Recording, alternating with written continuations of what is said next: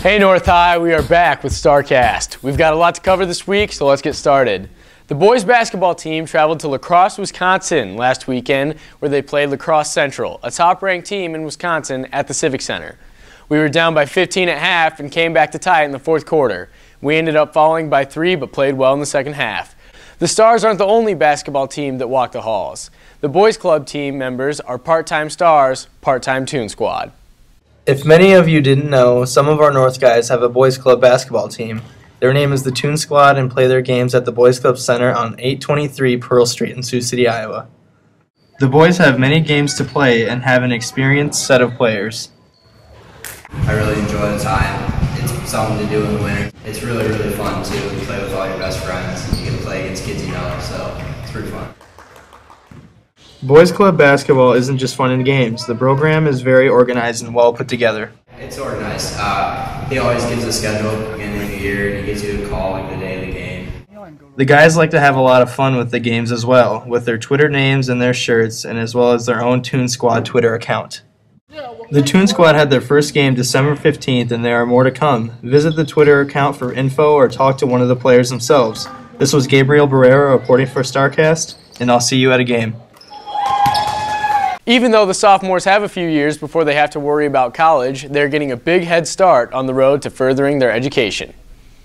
For years, Witt has offered many classes at North through their College Now programs. On January 9th, sophomores got to visit to find out more. For many, sophomore year is a critical time for deciding what to do. If they had their heart set on being a cop and they take a class like criminal justice and it isn't what they like, they have time to still change their mind. At the fair, many career opportunities were discussed. In culinary arts, police science, engineering, medical, child care, graphic arts, video game design, and other classes with just computers in general. Many students had a fun time at the fair and learned about a lot of career choices. Just explained further in depth maybe things that you don't normally hear about those careers, and it was just really helpful. Thanks to Witt for providing these opportunities, and good luck to the students trying to figure out their career choices. From StarCast, this is Elizabeth Riva, signing off. All students can be preparing for college. Counselors say that freshmen can be picking schools that interest them, getting involved in activities to find what they like, and maintaining a good GPA because it does matter. Sophomores can start studying for the ACT, assert themselves in roles of leadership, and keep maintaining those grades. Juniors can sign up for the ACT to get the score they want, start thinking about college classes, and still keep those grades up. Seniors should be applying for college, filling out your FAFSA, and finishing strong with your grades. 1,400 kids go to North High, and a lot of them drive their own car to get here. Naturally, parking can become a bit of an issue. Here's Keenan Najdawi with more on safe parking here at North. Many of us here at North High own a car and drive to school in the morning.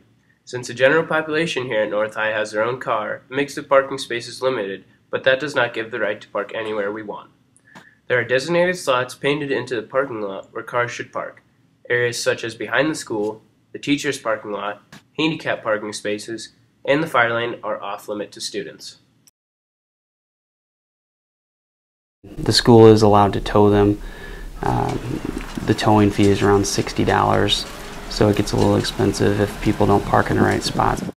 Apart from their legal consequences, Officer Kinnaman says it's an inconvenience to others when cars are not parked in their designated areas. Also, if people are parked incorrectly, it could clog up traffic and cause the end of the school day to become a nightmare. Especially with snow in the forecast, the parking lot can become very chaotic. So make sure when you're coming to school in the morning, try to use some common sense when parking your vehicle, and make sure to use the designated parking spaces. Reporting for StarCast, this is Keenan Najdawi. As a lot of kids are driving to school, a lot of kids also have smartphones. What do smartphones use? Internet. But students are not allowed to connect to the school's Wi-Fi. Why not? Chance gives us the details. As most of North High has noticed, Wi-Fi is not offered for students' phones and other devices. There are two different perspectives and reasoning behind both on the current Wi-Fi setups allowing only school laptops. Wi-Fi is open for the computers because that's what we as a district want you to use. That's why we brought them in. The district, who pays for the Wi-Fi, wants us to use it for educational purposes, but some students would like to use it for personal devices. From a student's perspective, some of us kids are there after school for sports and other activities, and if we have the Wi-Fi, then we don't have to use our cellular data. The Wi-Fi is set right now to just be for the computers because we don't want other devices to join the network. Instead of using your phone, use the provided school laptop whenever you need to use the internet. This is Chance Jensen reporting for StarCast. The jazz band season is now underway. They performed on Tuesday here at North. Their first competition is in early February, so be sure to watch them perform. Well, that's all we have for this episode. As always, keep it real, North High. Go.